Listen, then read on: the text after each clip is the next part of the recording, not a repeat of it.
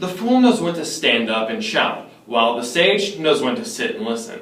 This Chinese proverb has much relevance in today's world when we look to its key themes of ignorance and knowledge. When we go and we look at the fool, we can see how the quote exemplifies why he is a fool. He doesn't listen. He stands up, he becomes abrupt, and he doesn't give himself the chance to learn.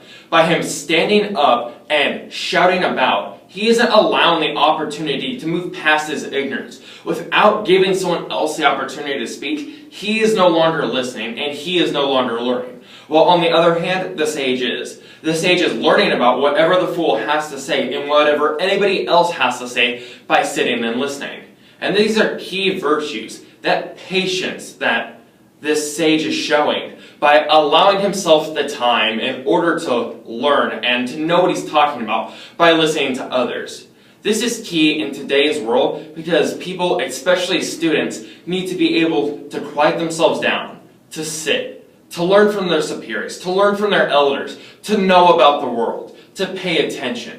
This knowledge is key in our society because of how international we are and how connected we are to the world. Unless we can take a moment, sit down, and actually learn about ourselves, our culture, and everything around us, we will end up being the fool. We will not know how to interact with one another and how to be knowledgeable about the world about us unless we sit down and actually pay attention. Which leads me on to my first theme, which is prejudice. As we can see in the proverb, the fool, he gets up and he speaks abruptly. He gives no chance for anyone else to speak, and he speaks what's on his mind.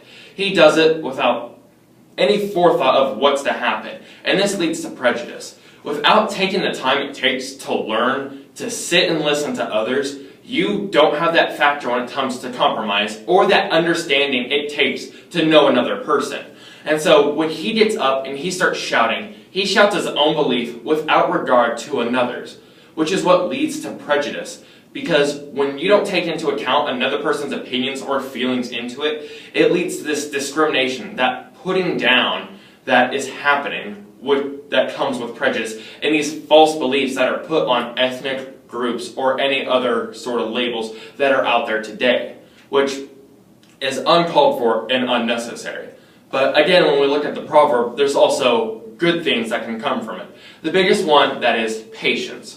When we look towards the sage himself, he decides to sit. He decides to he decides to sit quietly and listen into the situation.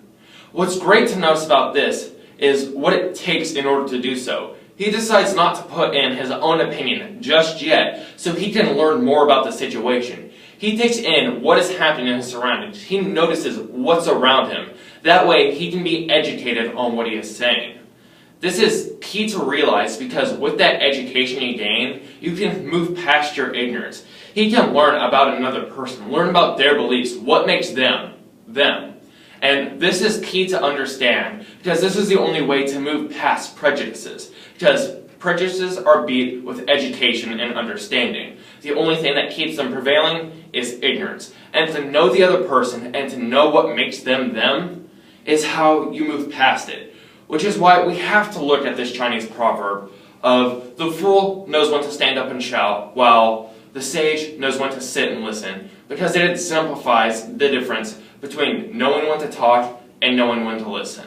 Because before you can talk, you have to know how to talk, what you're talking about, and the subject matter in general, so that way you can be educated in what you say, and not accidentally offend or put somebody down through prejudices by pushing your beliefs without taking in someone else's.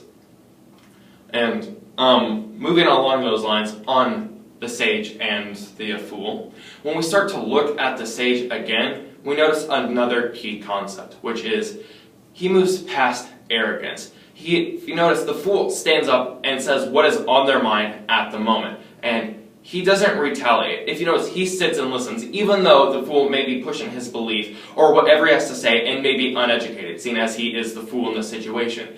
But he still chooses to listen, because everybody has an opinion and everybody has something to say. And again, this is key to move past prejudice and to move past ignorance. Thank you. 3 seconds left.